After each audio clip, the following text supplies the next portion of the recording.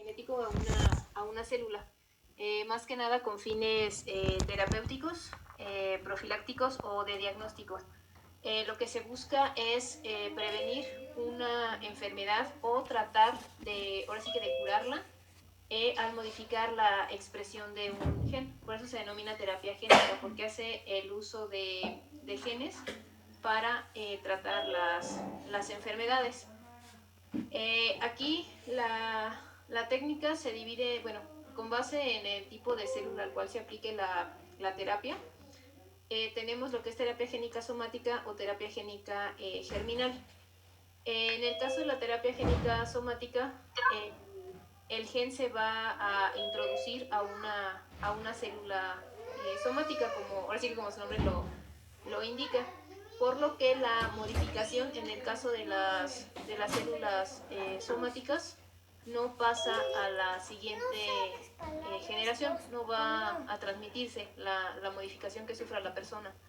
En el caso de la terapia génica germinal, ahí sí, el gen se va a introducir a las células germinales, sobre todo para a las células que nos van a precursoras de los óvulos y los espermatozoides, y la modificación sí pasa a la siguiente generación. Esta terapia génica germinal no está, ahora sí que no está permitida utilizarla porque esto ya implica modificación genética en seres humanos. Entonces, ahora sí que la aplicación de la terapia génica en líneas germinales no está permitida por cuestiones éticas. Aquí sí ya entra cuestiones bioéticas porque implica modificación genética de seres humanos. Porque ahora sí que, dado, sí. Bueno, ahorita es que, perdón que le interrumpe, le iba a preguntar entonces que cuál era el uso de ese, pues sí, de la germinal, si es que no se puede. Más que nada en seres humanos no se utiliza, pero en animales sí. En animales sí se puede utilizar la terapia génica germinal, sobre todo para fines de investigación. Lo que se buscaría en un futuro es precisamente utilizar la terapia génica germinal para hacer ahora sí que la modificación del gen dañado ya a nivel de la célula germinal y que ya el individuo nazca con la corrección hecha. Eso es a lo que se busca. Sin embargo, ahorita las herramientas con las que se cuenta sí se puede hacer, o sea, sí se puede realizar. Tecnológicamente sí se puede hacer. Nada más que lo que falta es afinar las herramientas para que tú estés 100% seguro de que el gen que vas a modificar sea ese gen nada más y que no se te alteren otros genes por el mismo proceso de la modificación. Entonces todavía falta, ahora sí que falta mucho estudio y pues también ahí entran muchas cuestiones éticas que se tienen que abordar.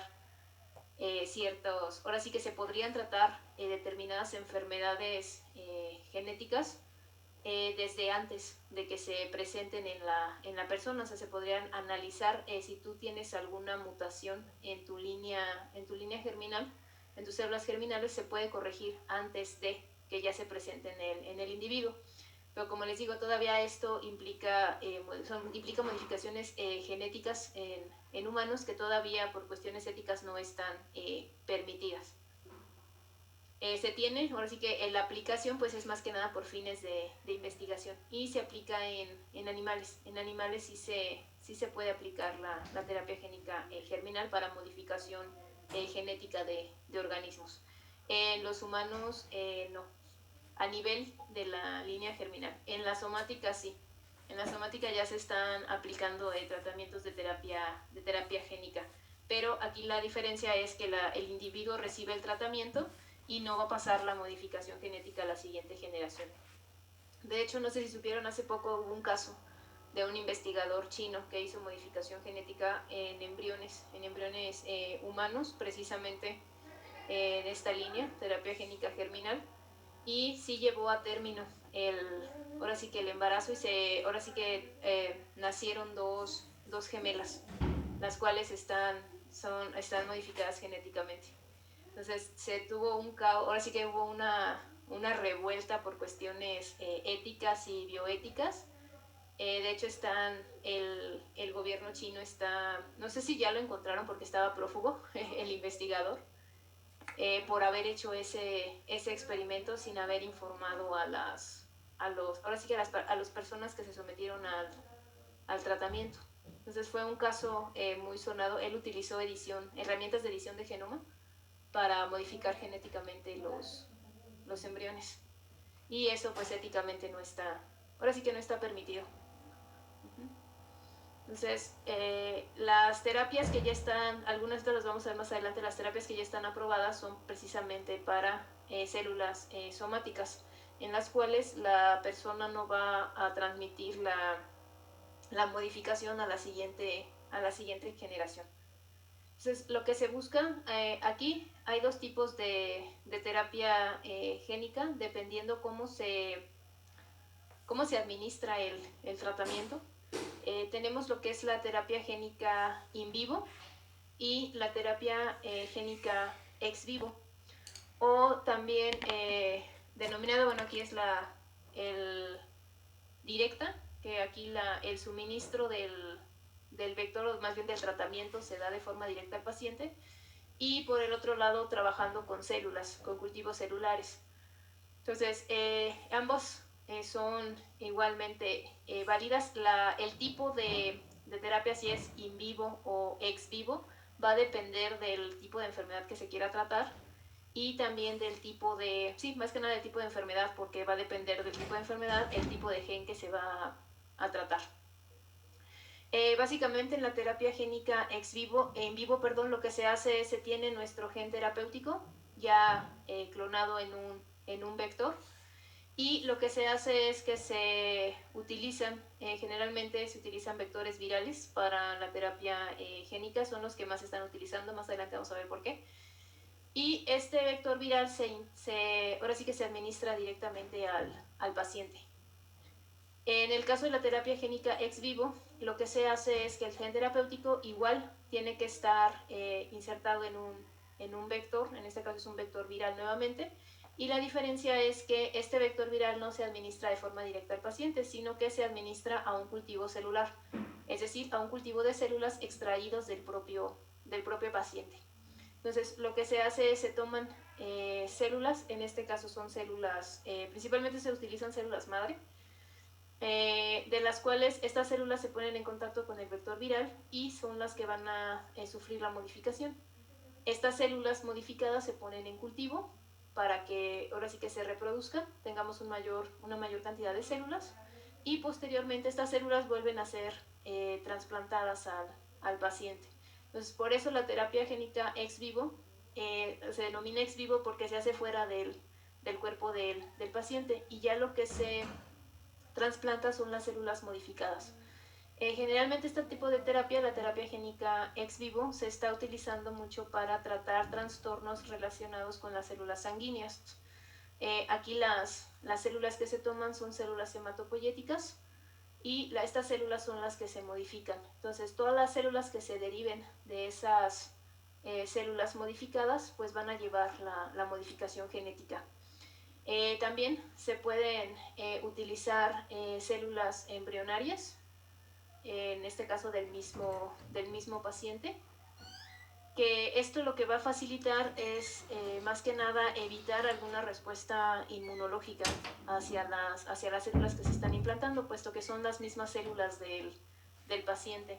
O también células que se han sometido a una técnica que se llama transferencia nuclear de células somáticas, que es la técnica que utilizaron para clonar a Dolly. También se pueden obtener, esto es más que nada es una forma de obtener células embrionarias, y estas células embrionarias pues se pueden modificar, se pueden ahora sí que poner en contacto con el vector viral que lleva nuestro gen terapéutico, se modifican, y estas células, como tienen la capacidad de poder diferenciarse en cualquier otro tipo de células, ya una vez que están modificadas, pues podemos tener cualquier tipo de célula ya con la modificación genética realizada. Y como estas células pues derivan del mismo paciente, pues se reduce el riesgo de rechazo. Otra ventaja que tiene la terapia génica ex vivo es que no hay riesgo de alguna respuesta inmunológica hacia el vector. hacia el vector viral que se utiliza para introducir el material genético a la célula. Caso contrario de acá, como se inyecta directamente el vector viral, se corre el riesgo de que se presente esa respuesta inmunológica, que precisamente fue una de las causas por las que se detuviera un poco la investigación en el avance de la terapia génica, porque en algunas pruebas que se realizaron, algunos pacientes presentaban esa respuesta inmunológica hacia el vector. Entonces, precisamente se volvió ahora sí que a regresar todo para estudiar precisamente el diseño de los vectores virales y hacer vectores virales que fueran mucho más seguros, o buscar otro tipo de estrategias para transportar el gen terapéutico. Entonces, más que nada, como les he comentado, el objetivo de la terapia génica pues es ya sea reparar la función de un gen que esté dañado, silenciar un gen que esté activo, que no debería de estar activo y que se quiera apagar, o la edición de genes, que esta edición de genes pues va relacionada con la reparación de la función de un gen. Más que nada ahí va a depender de la técnica y de la estrategia que se quiera seguir para reparar la función de un gen. Se pueden utilizar estas estrategias o editar el gen.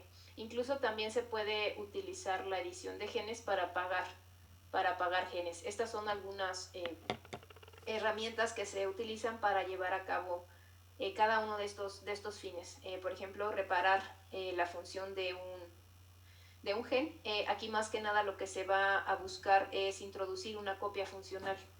Se introduce la copia funcional del gen, ya sea en forma de ADN o en forma de ARN mensajero. Se utilizan principalmente para estos mecanismos pues plásmidos o ADN minicircular.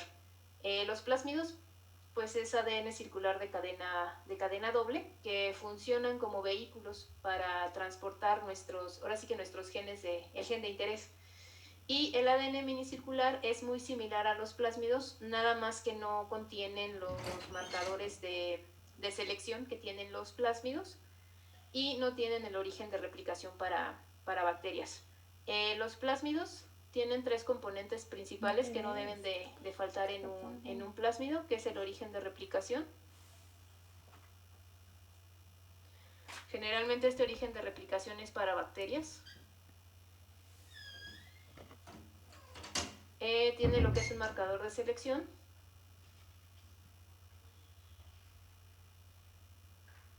Principalmente de resistencia a antibióticos. Y un sitio de clonación múltiple.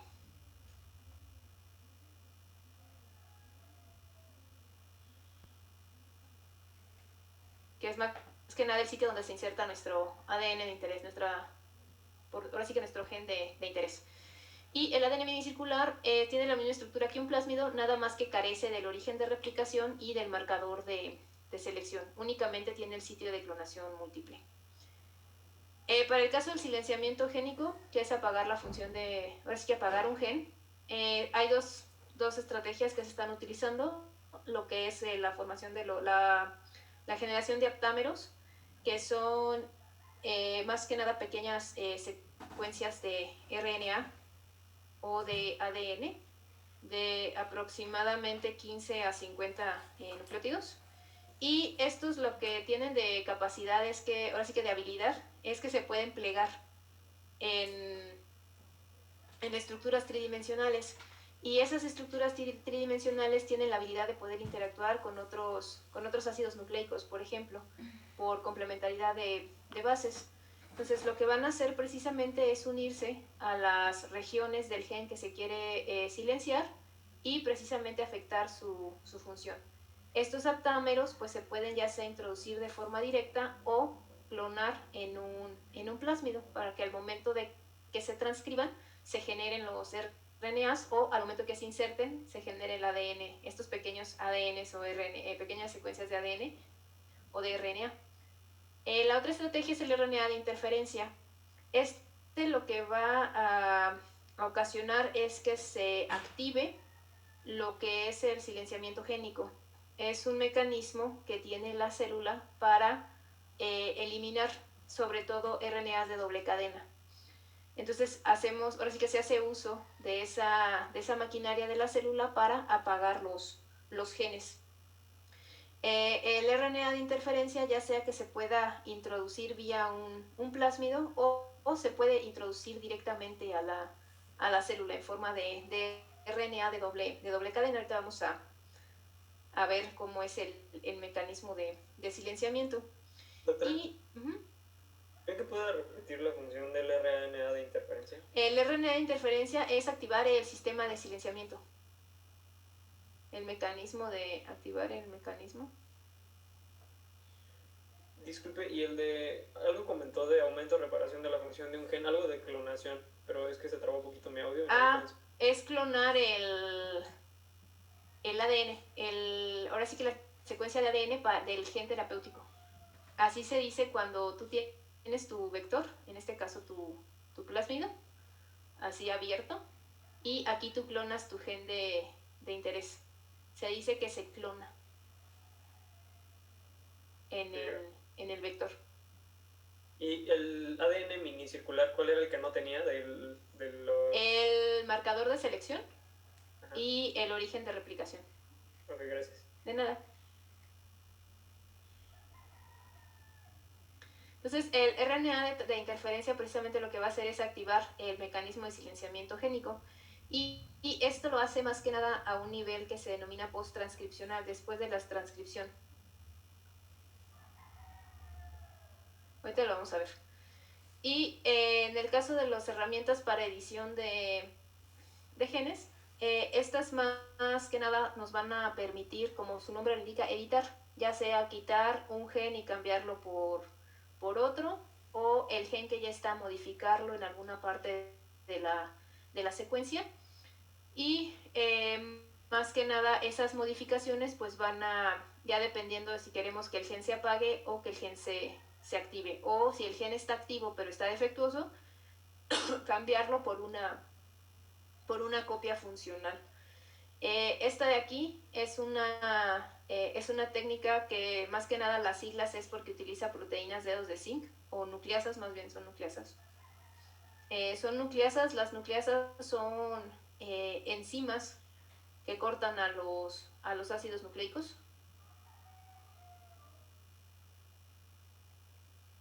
Dedos de zinc. Estas nucleasas, la característica que tienen es que reconocen a una secuencia determinada de ADN y cortan ahí, llevan a cabo ahí el corte. Y generalmente llevan a cabo cortes de doble cadena, es decir, cortan a la doble cadena. Esta de acá también son nucleasas, nada más que tienen otro arreglo, son nucleasas que se denominan arreglos repetidos efectores. Es el nombre de las nucleasas. Repetidos efectores.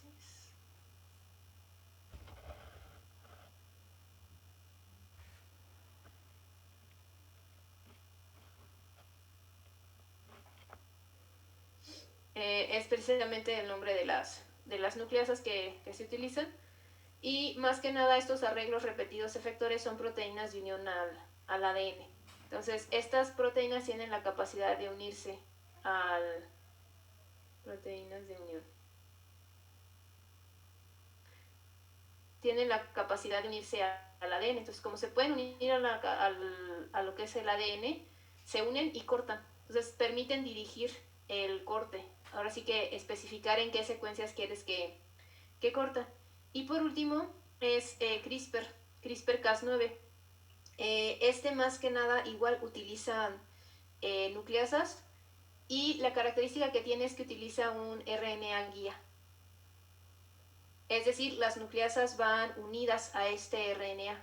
Entonces, este RNA sirve como una plantilla que le va a permitir al sistema identificar exactamente la secuencia de ADN que se quiere modificar. Entonces, este RNA es una secuencia complementaria al gen objetivo, el cual al ser reconocido pues va a ser cortada por las enzimas, que en este caso es Cas9, esta es la nucleasa. Doctora, Ujú. de hecho, dos colegas suyas se ganaron el Nobel por eso, ¿no? Sí, de hecho les dieron el Premio Nobel de Química, Recientemente. el de Ajá. 2020, por el descubrimiento de CRISPR-Cas9. Entonces, ellas descubrieron este mecanismo, el cual está presente en bacterias, lo tienen las bacterias, es un mecanismo de las que tienen las bacterias para defenderse de los virus.